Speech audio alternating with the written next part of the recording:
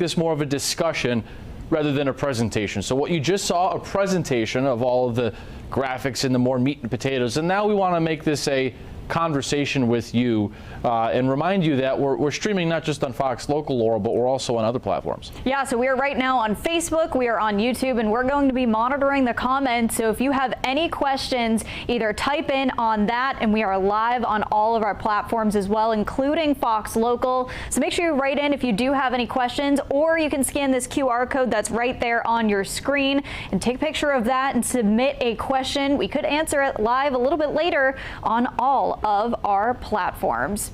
Yeah, and Laurel, I've got the feed pulled up. You're going to have it pulled up on your phone too. So if you have a question and you're on our Facebook page or you're on our YouTube channel, we both have access to it here in the palm of our hands. We're looking down. So either scan that code or see, I've got the Facebook feed here. I've got the YouTube off the camera. So we want to hear from you. If you have a question at any point, we've got some questions already in order here. We'll answer them ad lib and we'll have a discussion for you. So first question we've got up here, Laurel. Obviously, we're a couple of days away from hurricane season. Things are going to get active pretty quick, but Josh wants to know, what can we expect this hurricane year? Is it going to be bad? And that question came to us from Josh. Laurel, you've actually got the outlook for this year. I'll pull it up for you here on your link. So you want to walk us through the expectation, maybe with the forecast numbers? Maybe it could be a good answer for that. Yeah, no. So right now we are 6 days out from hurricane season. Hurricane season starts on June 1st and lasts until November 30th. So we are right around the corner from this season starting. As we do take a look, this is what the Colorado State University outlook was, and this was released at the beginning of April. Here were their numbers. Take a look.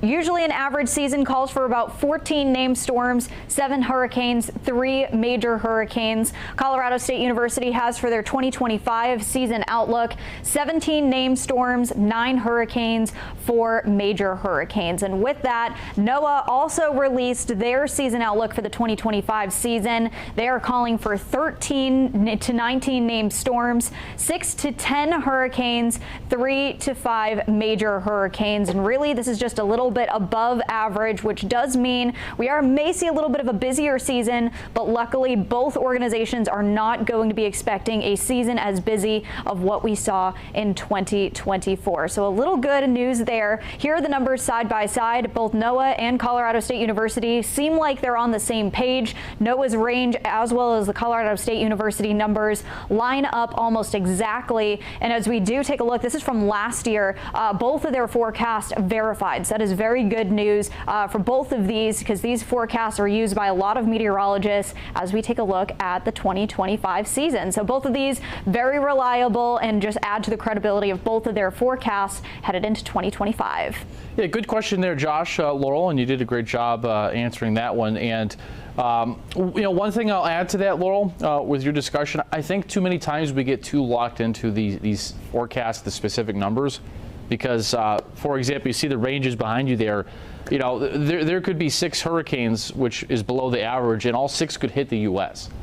Yeah, that's true. And so I think too often, too many of us in the public my point is, don't get married to those numbers, right? Like there's a range there, but remember, all of them could be fish storms, or all of them, they could be below the average and all hit Florida, and it's an epic year in Florida. So just kind of take the 30,000 foot view there of that. Now I want to show you this here real quick. This is the activity during hurricane season, because we've got a question I believe we'll read now of what does an average hurricane season look like for Florida. So this is a question that came in, what the average hurricane season looks like across the state of Florida, and generally for Floridians, it's September and October. The peak of the season's right here, September 10th. That's the historical peak of activity. Named storms in yellow, in red, hurricanes. Can we get early season stuff? Can we get late season stuff? Yes.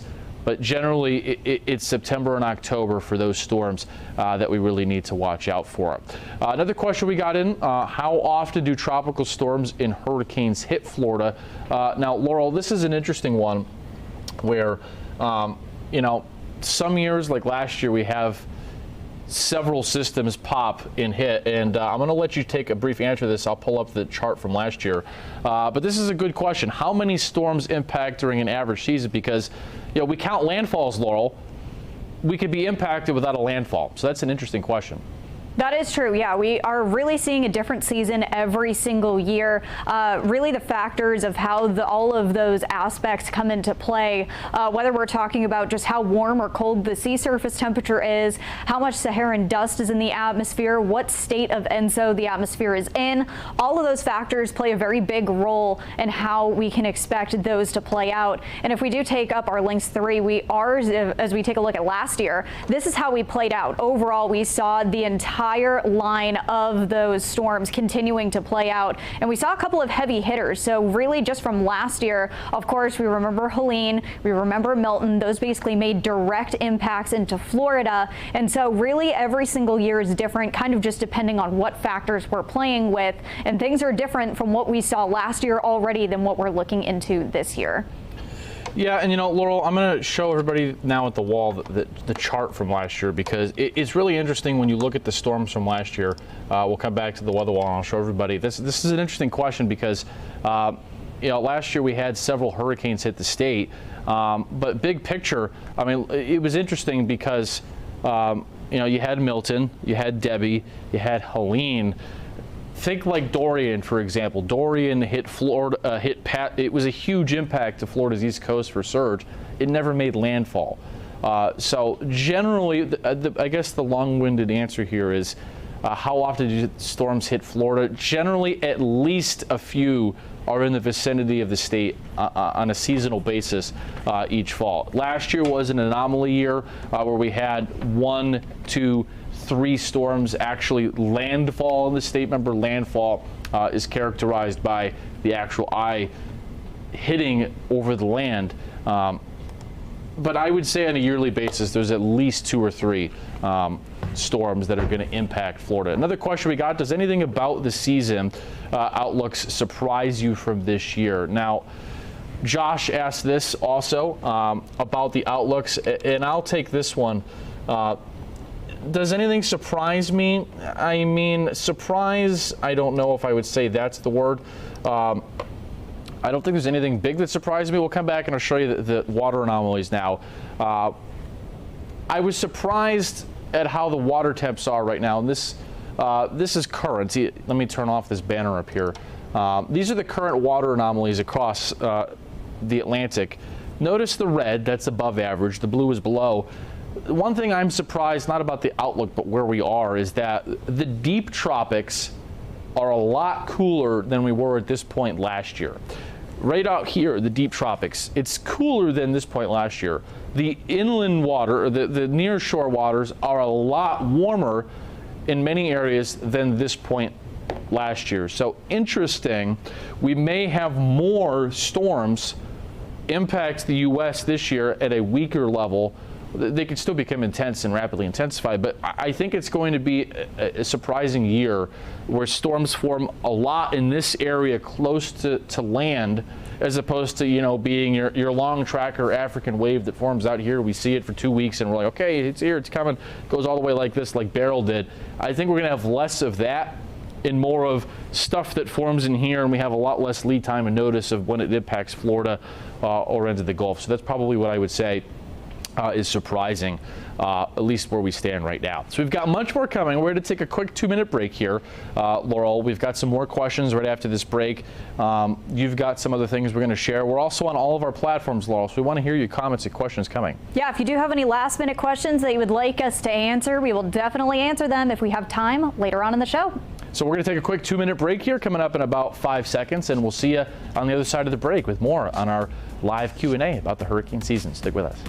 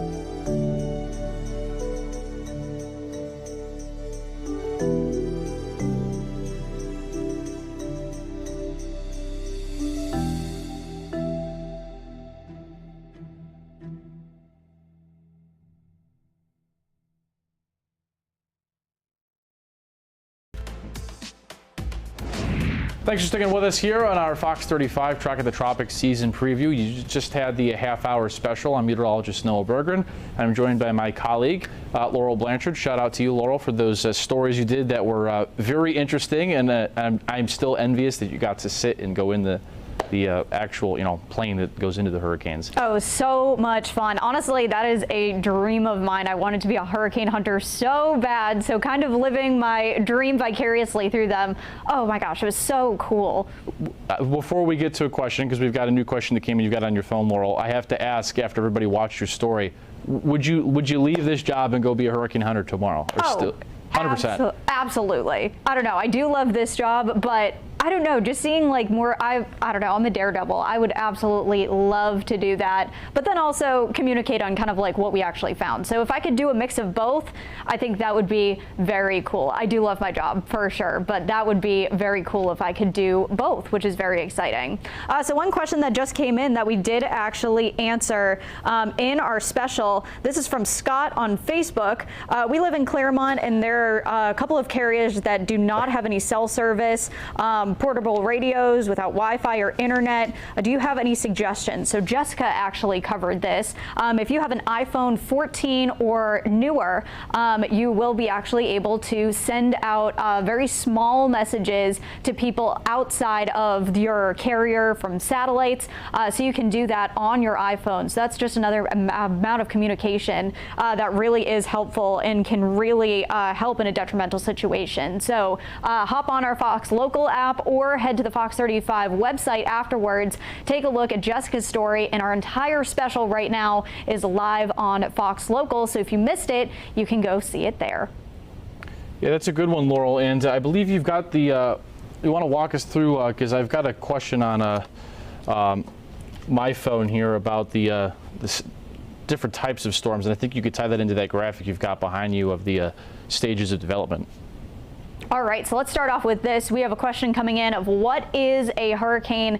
And that's a great question to kind of just throw it back to the basics and kind of start in square one. So ultimately, a hurricane is an organized system of thunderstorms that pick up, and once it actually gets a defined center part of that circulation, then it becomes a hurricane once those winds reach 74 miles per hour. Usually we see these cluster of thunderstorms over the ocean in those very warm and tropical settings. So that's why we usually see them in the summer months, where we start to see not only the warm ocean water, but the warm air as well. So we start off with some thunderstorms that progresses to a tropical depression. From there, it goes up to a tropical storm, which has winds less than 75 miles per hour. And then once we reach that threshold of over 75 miles per hour, that's when we do start to see those storms become hurricanes, and that's when we also see those storms get their names as well. And I believe we've got another question here. Remember, we're on Facebook, YouTube, our Fox Local app. We want to hear from you, and we want to have anything. We appreciate you, Scott, on Facebook. I see Scott Gingold. Appreciate you following us here on the Storm team. Laurel, run through us the storm names. I know we had this in the special already, the storm names, but maybe a common question we always get in season is, where do the names come from? And actually, we don't have a graphic on this pulled up in your queue, but I know you can answer this because you already have covered it. The names that changed this year with Dorian coming off, I think, is an interesting answer too. Yes, we'll talk about that in just a second. But as we do take a look, these are the 2025 storm names that are coming up this year.